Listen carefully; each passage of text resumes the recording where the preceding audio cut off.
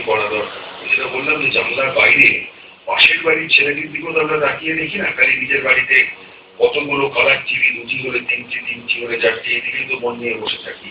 তার বাইরে যদি সত্যি কিছু করতে পারি, আমার মনে হয় আমার সাথে আজকে যারা গায়ে আছেন অধ্যাপক শ্রীমতুরা, তারাও কিন্তু নিজেদের গর্বিত মনে করবেন। এবং তোমাদের জন্য বলছি, একটু আগে আমরা দেখছিলাম বাঁকুড়ার একটি ছেলে যে পলিটেকনিক পড়ছে, সে তার বাবা মা দুজনেই দেখলাম তিনি শ্রমিক।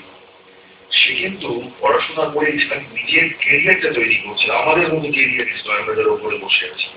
সে কিন্তু তার পুরো ঘর ভর্তি ছেলে মেয়েদের পড়াচ্ছে। এই যে জয় অফ গিভিং, কিছু একটা দেওয়ার আনন্দ, এই আনন্দ কিন্তু কিছু পাওয়ার আনন্দ হচ্ছে আমার মনে হয় অনেক বেশি। এটা মাথায় রেখো এবং তোমরা আরো অনেক বড় হবে। বড় হওয়া মানে কিন্তু আবার বলছি খালি চাকরিতে বড় হওয়া, এই ডায়াসে বসে, এটা নয়, মানুষ হিসেবে বড় হওয়া। এবং তোমাদের এই পথ চলায় এসব কিছু করি, তারা তোমাদের সামনে যে দৃষ্টান্ত স্থাপন করলেন, আমার মনে হয় এই দৃষ্টান্তই তোমাদের সঠিক পথে চলতে সাহায্য করবে।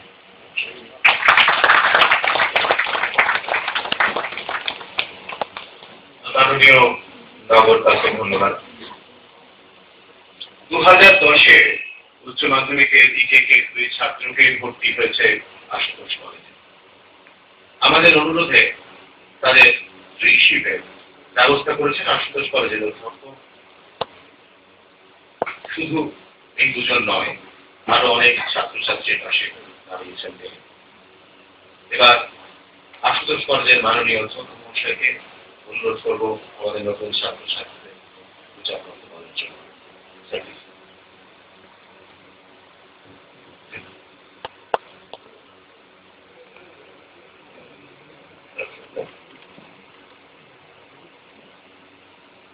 সুপ্রভাত।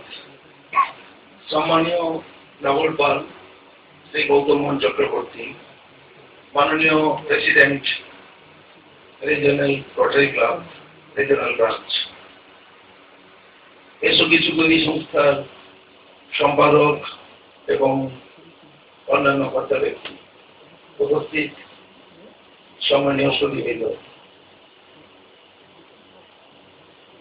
প্রথমে আমি এসো কিছু করি সংস্থার আজকের এই অনুষ্ঠানে আমাকে আমন্ত্রণ করার জন্য তাদের কাছে কৃতজ্ঞতা প্রকাশ করি। আমি আগেই ক্ষমা চেয়ে দিচ্ছি, I am not a good orator like our honourable commissioner, police commissioner mister Chakraborty. তাও আমি যা ভাবি, যা করার চেষ্টা করি, যা ইনকালকেট করি, সেই সম্বন্ধে কিছু কথা আমি আপনাদের সামনে বলব। আর্থিক অসঙ্গতির কারণে মেধা যাতে হারিয়ে না যেতে পারে, তার যে উদ্যোগ, আপনাদের এই উদ্যোগ, প্রথমে এই প্রশংসার কোনো অপেক্ষা রাখি। আমিও শ্রী চক্রবর্তীর মতো মুগ্ধ এই কাজে, কারণ এই কাজে আমি আশুতোষ কলেজে প্রিন্সিপাল হিসাবে জয়েন করেছি লাস্ট 1.5 years, কিন্তু এই কলেজে আমি জড়িত আছি প্রায় গত 25-26 বছর ধরে। আমরা এই কলেজে, আমার আগে যারা অধ্যক্ষ, পূর্বতন অধ্যক্ষ, তারাও এই কাজ করে গেছেন, ফলে আমি বুঝি, জানি এই প্রসেসের কি গুরুত্ব। একটি দেশ উন্নত হয় যে কয়েকটি সম্পদের উপর, তার মধ্যে অন্যতম মানব সম্পদ। আমাদের দুর্ভাগ্য যে ভারতবর্ষে এই মানব সম্পদের সঠিক বা যথার্থ ব্যবহার এখনো হয়ে ওঠেনি বা হচ্ছে না। আজকে ছাত্রছাত্রীরা তো দেশের ভবিষ্যতের কারিগর। এই যে যারা অভাবী মেধাবী ছাত্রছাত্রী, তারা যে ভবিষ্যতে কোনো আবিষ্কারে সামিল হবে না, যে আবিষ্কার শুধু পশ্চিমবঙ্গ বা ভারতবর্ষ নয়, সারা পৃথিবীকে মানব সভ্যতার অগ্রগতিতে সাহায্য করবে, এটা তো আমরা আজকে জানি না। কিন্তু এই মেধার যদি চর্চা বা মেধার যদি সঠিক ব্যবহার আজকে আমরা না করি, তাহলে কিন্তু আমাদের ভবিষ্যৎ ততটাই পিছিয়ে পড়বে। পৃথিবীর সব প্রাণীর মধ্যে তো মানুষই সভ্য প্রাণী, এবং মানুষেরই এই মেধা, তারই উপর নির্ভর করে মানব সভ্যতা। আর্থিক অসঙ্গতি মানুষকে গরিব বা ধনী এ আখ্যা দেয়, কিন্তু মেধা কখনো গরিব বা ধনী হতে পারে না। তাই অভাবী ছাত্রছাত্রীদের মেধা মানব সম্পদ রূপে ভবিষ্যতে দেশের স্বার্থে, পৃথিবীর স্বার্থে, মানব সভ্যতার স্বার্থে যাতে সঠিকভাবে ব্যবহৃত হয়, তার জন্য তাদের আর্থিক অসঙ্গতির যে দুর্গম পথ, তাকে আমাদের সুগম করে তোলার জন্য প্রত্যেকের দায়িত্ব রয়েছে। যদিও এটা একটা বিরাট সামাজিক সমস্যা, শুধু সরকারের উপর নির্ভর করে থাকলে চলবে না। বিভিন্ন সরকারি বা বেসরকারি প্রতিষ্ঠানকে এই ব্যাপারে ইনভলভ হতে হবে। শিক্ষা প্রতিষ্ঠানেরও কিন্তু যথেষ্ট গুরুত্ব রয়েছে। আমি আমার কলেজের উদাহরণ দিয়ে বলছি, এই বছর অ্যাডমিশন প্রসেস প্রায় 1 মাস ধরে চলেছে। এই 1 মাসে আমি অন্যান্য সমস্ত জিনিস লক্ষ্য করার সাথে সাথে যেদিন যেখানে যখন খবর পেয়েছি বিভিন্ন সংবাদপত্র বা বিভিন্ন টিভি চ্যানেলের মাধ্যমে, আমি তাদের সঙ্গে, আমার সাংবাদিক বন্ধুরা এখানে কয়েকজন আছেন, তারাও জানেন, তাদের মাধ্যমে আমি যোগাযোগ করার চেষ্টা করেছি। বিভিন্ন চ্যানেলের মাধ্যমে যোগাযোগ করে সুদূর ডিস্ট্রিক্ট থেকে বিভিন্ন ছাত্রছাত্রী, নাম মনে করছে অর্পিতা, তোতন, প্রেয়সী, মনটা খুব ভালো লাগে যে এরা ডিস্ট্রিক্টের গরিব হতে পারে, অত্যন্ত মেধাবী।